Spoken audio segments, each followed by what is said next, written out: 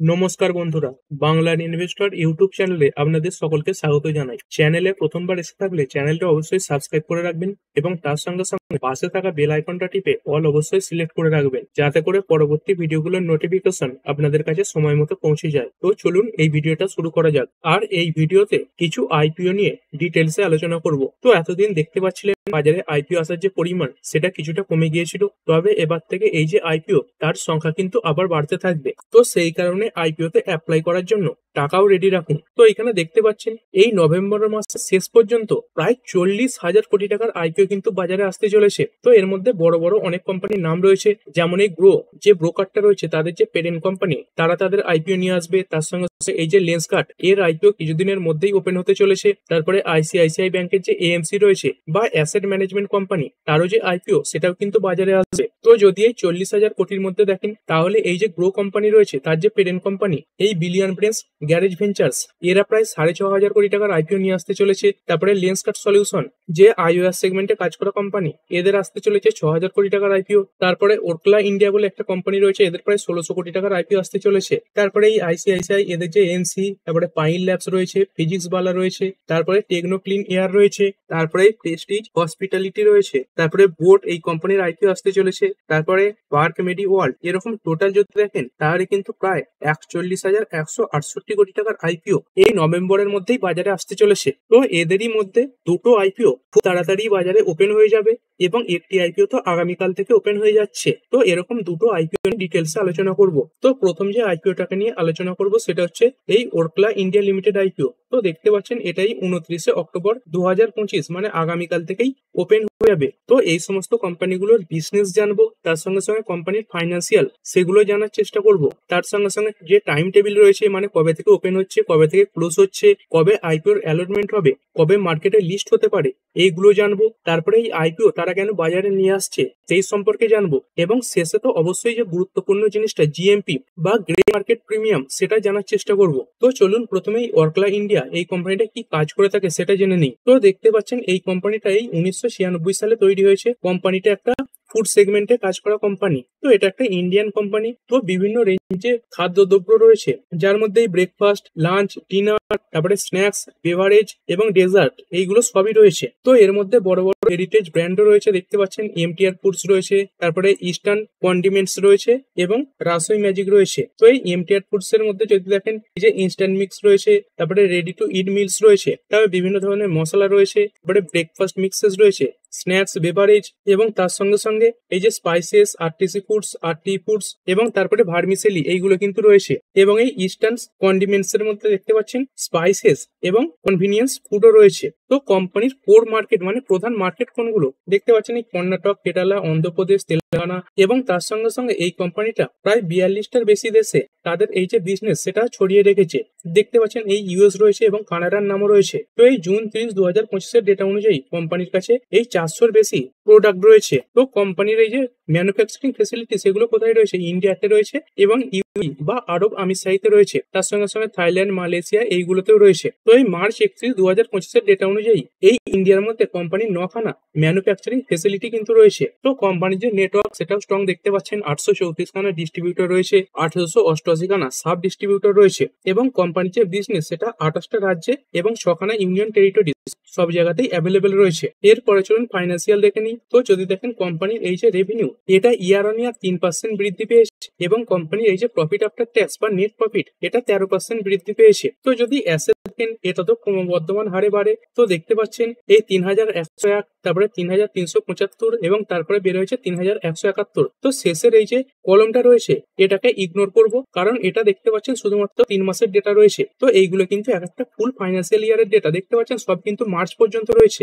এবং তারপরে এই যে এটা কিন্তু শুধুমাত্র 3 মাসের ডেটা রয়েছে। সুতরাং এই প্রথম কলমটার সঙ্গে এই পরের কলমগুলো তুলনা করা ঠিক হবে না, তাই শুধু তিনখানা কলমই দেখবেন। তারপরে টোটাল ইনকাম, এটা 2,201 কোটি থেকে বের হয়েছে 2,387 কোটি এবং তারপরে 2,455 কোটি। তারপরে প্রফিট আফটার ট্যাক্স, এটাই 2023 ফাইন্যান্সিয়াল ইয়ারে ছিল 339 কোটি, সেখান থেকে কিন্তু তার পরের ইয়ারে কমে গেছে 226 কোটি। এবং এই লাস্ট ফাইন্যান্সিয়াল ইয়ারে এই যে প্যাট, এটা দাঁড়িয়েছে 255 কোটি। তারপরে এবিটা, এটা কিন্তু নিয়মিত বেড়েছে। তারপরে যদি রিজার্ভ কথা বলি, তো কোম্পানির কাছে বর্তমানে এই লেটেস্ট ডেটা এটাও দেখতে পারেন 2,523 কোটি টাকার রিজার্ভও পড়ে রয়েছে। আর কোম্পানির ধার কিরকম রয়েছে, কোম্পানির এই যে ধার সেটা কিন্তু খুবই কম, এই 2.33 কোটি টাকার ধার কোম্পানির কাছে পড়ে রয়েছে। কোম্পানির যদি মার্কেট ক্যাপের কথা বলি তো 10,000 কোটি টাকা মার্কেট ক্যাপ রয়েছে, মানে ছোট সাইজের একটা মিড ক্যাপ কোম্পানি। আরওসি কেমন 32.7%, রিটার্ন অন নেট ওয়ার্থ এটা রয়েছে 13.8%, প্রফিট আফটার ট্যাক্স মার্জিন এটা 10.70%, এবিট মার্জিন এটা রয়েছে 16.60%, আর পিবি রেশিও কেমন রয়েছে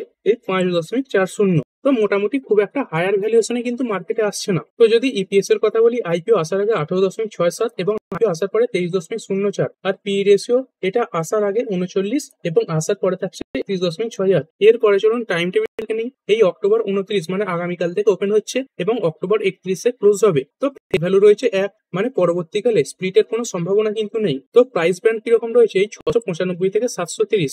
তো এই 730 এটা কাট অফ প্রাইস থাকবে, এক একটা লটে 20খানা শেয়ার থাকবে। তো দেখতে পাচ্ছেন পুরোটাই কিন্তু অফার ফর সেল, মানে ওএফএস আসছে, কোম্পানির পুরনো কিছু প্রমোটার রয়েছে তারা তাদের স্টেক বিক্রি করে দিয়ে বেরিয়ে যাচ্ছে, মানে এই যে টাকাটা বাজার থেকে তারা তুলছে সেটা কিন্তু কোম্পানির কোনো বিজনেসের কাজে ব্যবহার হবে না। টোটাল ইস্যু সাইজ কত 1667 কোটি টাকা। তো পুরোটাই কোম্পানির এক্সিস্টিং প্রমোটারের পকেটে যাবে। তো আপনি যদি এই কোম্পানির এমপ্লয়ি হয়ে থাকেন তাহলে এক একটা শেয়ার পিছু অ্যাপ্লাই সময় এই 69 টাকা করে ডিসকাউন্টও পাবেন। তো এটা বুক বিল্ডিং আইপিও হতে চলেছে। কোথায় লিস্ট হবে, বিএসসি এবং এনএসসি, মানে এটা একটা মেন বোর্ড আইপিও। আর এরপরে তো এই কোটাটা জানেন ইউআইবি এদের জন্য রয়েছে 50%-এর নিচে। রিটেল এটা কিন্তু প্রায় 35% পর্যন্ত কোটা পাচ্ছে। তো রিটেলদের এই যে কোটা এটা কিন্তু অনেকটাই বেশি রয়েছে, অনেক আইপিওতে এটা 10% পর্যন্ত থাকে। তো এখানে এই যে পাওয়ার চান্স এটা কিন্তু কিছুটা বেশি হয়ে যায়। তারপরে এনআইআই এদের রয়েছে 15%-এর নিচে। তো চলুন আর একবার ডেট গুলো দেখে নিই। এই 29শে অক্টোবর মানে বুধবার থেকে ওপেন হচ্ছে, শুক্রবারে ক্লোজ হচ্ছে। অ্যালটমেন্ট হতে পারে সোমবার নভেম্বর 3 তারিখে। অ্যালটমেন্ট না পেলে টাকা রিফান্ড হবে নভেম্বরের 4 তারিখে। আর যদি অ্যালটমেন্ট পেয়ে যান তাহলে ক্রেডিট হয়ে যাবে ডিম্যাট অ্যাকাউন্টে এই নভেম্বরের 4 তারিখে। তো কবে লিস্ট হবে, এই নভেম্বর 6, 2025 বৃহস্পতিবার মার্কেটে এই আইপিওটা শেয়ার হিসেবে কিন্তু লিস্ট হয়ে যাবে। তো রিটেলদের দেখতে পাচ্ছেন 15,000-এর নিচে এক একটা লট থাকে, এই 14,600 টাকা লাগবে এক একটা লটে অ্যাপ্লাই করার জন্য।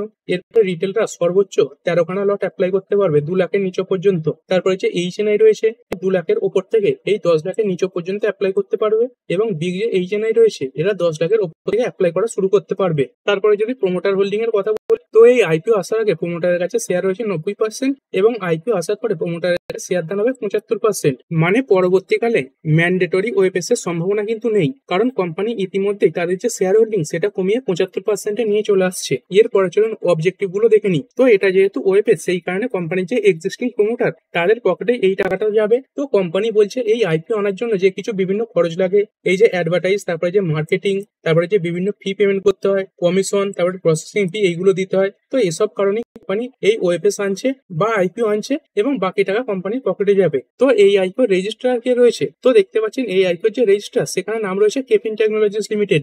মানে এই আইপিও তে অ্যাপ্লাই করলে আপনি কেপিন টেকের ওয়েবসাইটে গিয়ে এই যে অ্যালটমেন্ট স্ট্যাটাস সেটা চেক করতে পারবেন। আর শেষে তো অবশ্যই গুরুত্বপূর্ণ এই যে জিএমপি সেটা কিরকম চলছে। তো দেখতে পাচ্ছেন এর আগে এই যে জিএমপি এটা প্রায় 22%-এর কাছাকাছি ছিল, তো সেখান থেকে এই যে জিএমপি এটা কিন্তু অনেকটাই পড়ে গিয়েছে। তো বর্তমানে এই যে জিএমপি এটা রয়েছে 14.38%। তো এই যে জিএমপি এটা কিন্তু নিয়মিতই এরকম ওঠাপড়া করে। তো এই কারণেই বেশিরভাগ সময় চেষ্টা করবেন এই আইপিওর অ্যাপ্লাইয়ের যেদিন শেষ দিন থাকবে সেদিন এই যে জিএমপি সেটা দেখে অ্যাপ্লাই করার। আবার অনেকেই বলেন যে প্রথমে অ্যাপ্লাই করলে এই আইপিও পাওয়ার চান্স বেড়ে যায়। দেখুন আইপিওতে কিন্তু সেরকম কোনো ব্যাপার থাকে না। এই যে আইপিওর অ্যালটমেন্ট সেটা কিন্তু পুরোপুরি ভাবে লটারি সিস্টেমে হয়। তো আপনি আগে করুন বা পরেই করুন, সেই হিসেবে কিন্তু এই আইপিওর অ্যালটমেন্ট পাওয়ার যে চান্স সেখানে কোনো ফারাক পড়ে না। এরপরে আরো একটা আইপিও এই লেন্সকার্ট। তো এই কোম্পানি কি কাজ করে সেটা তো আর বলে দেওয়ার প্রয়োজন নেই, অনেকেই জানেন এই কোম্পানির বিজনেস কি। তবুও চলুন একবার দেখে নিই। তো দেখতে পাচ্ছেন কোম্পানি 2008 সালে তৈরি হয়েছে। কি সেগমেন্টে কাজ করে, এই আইওএস সেগমেন্টে কাজ করে থাকে। তো বিভিন্ন ধরনের যে আই গ্লাস হয়, তার সঙ্গে সঙ্গে সানগ্লাস, কন্ট্যাক্ট লেন্স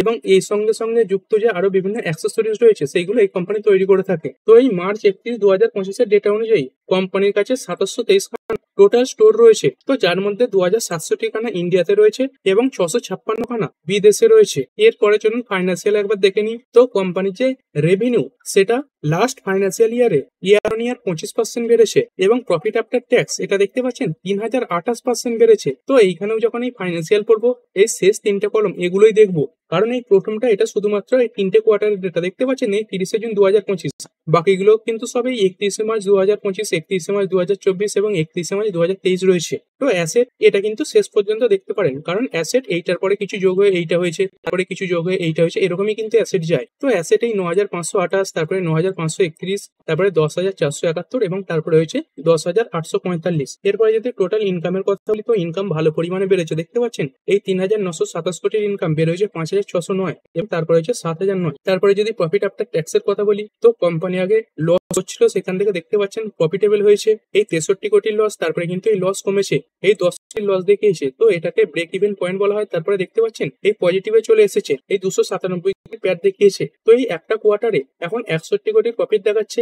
তো এখানেও যদি মোটামুটি 4টে কোয়ার্টার ধরে নেন তাহলে কিন্তু প্রায় এই 240-50 কোটির কাছাকাছি প্রফিট দেখাতে পারে। তারপরে এবিটা এটা এই 259 কোটি থেকে বের হয়েছে 672 এবং তারপরে বের হয়েছে 971। এবং যদি নেট ওর্থের কথা বলি তো এটা বর্তমানে রয়েছে 6176। তারপরে রিজার্ভ কেমন রয়েছে 5855 আর কোম্পানির ধার সেটা 335। তো রিজার্ভের তুলনায় এই যে ধার সেটা কিন্তু অনেকটাই কম রয়েছে। এরপরে চলুন টাইম টেবিল দেখে নিই। এই অক্টোবরের 31 তারিখে ওপেন হবে এবং নভেম্বরের 4 তারিখে ক্লোজ হচ্ছে। তো ফেস ভ্যালু থাকবে 2 টাকা পার শেয়ার। ইস্যু প্রাইস কত এই 382 থেকে 402। এক একটা লটে 37খানা শেয়ার থাকবে।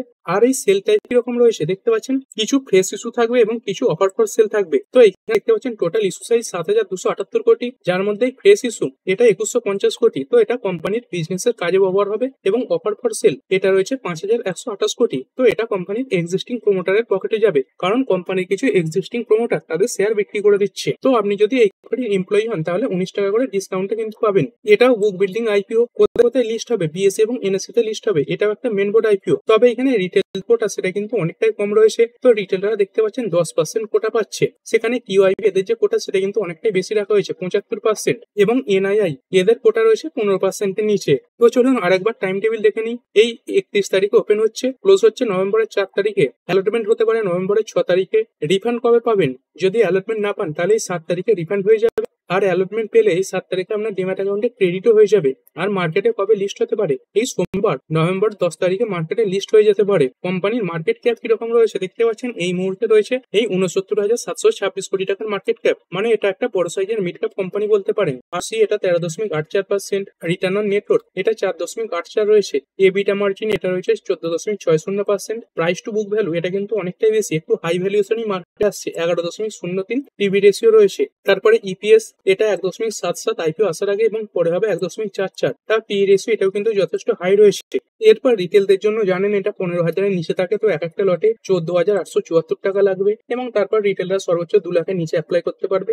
এইচ নাই এরাই 2 লাখের ওপর থেকে 10 লাখের নিচে পর্যন্ত অ্যাপ্লাই করতে পারে এবং বিগ এইচ নাই এরাই 10 লাখের ওপর থেকে অ্যাপ্লাই করা শুরু করতে পারবে। তো প্রমোটার হোল্ডিং এই আইপিও আসার আগে 19.85% এবং আসার পরে হচ্ছে 17.52%। তো কোম্পানি কি জন্য এই আইপিও আনছে দেখতে পাচ্ছেন, এই ক্যাপিটাল এক্সপেন্ডিচার মানে ক্যাপেক্স এর জন্য আইপিও আনছে। তো কোম্পানি এই নিউ কোকো স্টোর ওপেন করবে এই ইন্ডিয়াতে এবং বিভিন্ন ধরনের যে ক্যাপেক্স সেখানে এই টাকা ব্যবহার করা হবে। তার সঙ্গে সঙ্গে বিভিন্ন টেকনোলজি এবং ক্লাউড ইনফ্রাস্ট্রাকচারে ইনভেস্ট করা হবে। তারপরে যে ব্র্যান্ড মার্কেটিং এবং বিজনেস প্রমোশন এই ক্ষেত্রেও ব্যবহার করা হবে এবং তারপরে কিছু অ্যাকুইজিশন এবং সাধারণ কিছু কাজের জন্য এই টাকা ব্যবহার করা হবে। আর এবার চলুন এর জিএমপি কত চলছে সেটা দেখে নিই। তো এই যে জিএমপি সেখানে দেখতে পাচ্ছেন হঠাৎ করে একটা বড় স্পাইক দেখা গেছে। এর আগের দিনে এই যে জিএমপি ছিল 68 টাকা, তো সেটা বের হয়েছে এই 109 টাকা। পার্সেন্টেজ হিসেবে যদি দেখেন তাহলে 16.92% থেকে বের হয়েছে 27.11%। কিন্তু তার আগে এই যে জিএমপি এটা অনেকটা পড়েও গিয়েছিল, তার আগে এই যে জিএমপি এটা দেখতে পাচ্ছেন প্রায় কিন্তু 30%-এর কাছাকাছি ছিল। তো বর্তমান হিসাব অনুযায়ী যদি দেখেন মানে এই জিএমপির দিক থেকে বলছি তাহলে এই লেন্সকার্ট সলিউশন এই আইপিওটা কিন্তু আপনার জন্য ভালো হবে। আর অন্যদিকে যদি অ্যালটমেন্ট চান্সের দিক থেকে বলেন তাহলে এই যে ওরকলা ইন্ডিয়া এটাও ভালো হতে পারে, কারণ এইখানে রিটেলদের যে কোটা সেটাও বেশি রয়েছে। তবে এই ওরকলা ইন্ডিয়া এর যে আইপিওর সাইজ সেটা কিন্তু অনেকটাই ছোট এবং এই ওরকলা ইন্ডিয়া এর যে টাকা সেটা কিন্তু পুরোপুরিভাবে কোম্পানির প্রমোটারের পকেটে যাচ্ছে। তো আপনি যদি জিএমপি এবং তার সঙ্গে সঙ্গে ওভারঅল লং টার্মের কথা চিন্তা ভাবনা করেন তাহলে এই যে লেন্সকার্ট সলিউশন এটা আপনার জন্য ভালো হবে। তো এরপর এই আইপিও গুলো সম্পর্কে আরো ডিটেলসে জেনে আরো ভালোভাবে স্টাডি করে এইখানে কিন্তু সিদ্ধান্ত নিতে পারেন। তো ঠিক আছে বন্ধুরা, আশা করছি ভিডিওটা আপনাদের ভালো লেগেছে। আপনি চাইলে এটাকে লাইক এবং শেয়ার করতে পারেন। আর শেয়ার মার্কেট সংক্রান্ত ডেইলি নিউজ আপডেট পেতে চ্যানেলটা সাবস্ক্রাইব করে রাখবেন এবং পাশে থাকা বেল আইকনটি টিপে অল অবশ্যই সিলেক্ট করে রাখবেন, যাতে পরবর্তী ভিডিওর নোটিফিকেশন আপনার কাছে সময় মতো পৌঁছে যায়। আর হ্যাঁ, ভিডিওটি শুধুমাত্র ইনফরমেশন এবং এডুকেশনাল পারপাসের জন্য বানানো হয়েছে। আমি সেবি রেজিস্টার্ড নই, তাই কোনো প্রকার শেয়ারে কোনো প্রকার বাই, সেল, হোল্ড বা অ্যাভারেজ করার কোনো সিদ্ধান্ত নেওয়ার আগে আপনার যে ফাইন্যান্সিয়াল অ্যাডভাইজার আছে তার সঙ্গে অবশ্যই আলোচনা করবেন। দেখা হচ্ছে পরের ভিডিওতে। ধন্যবাদ।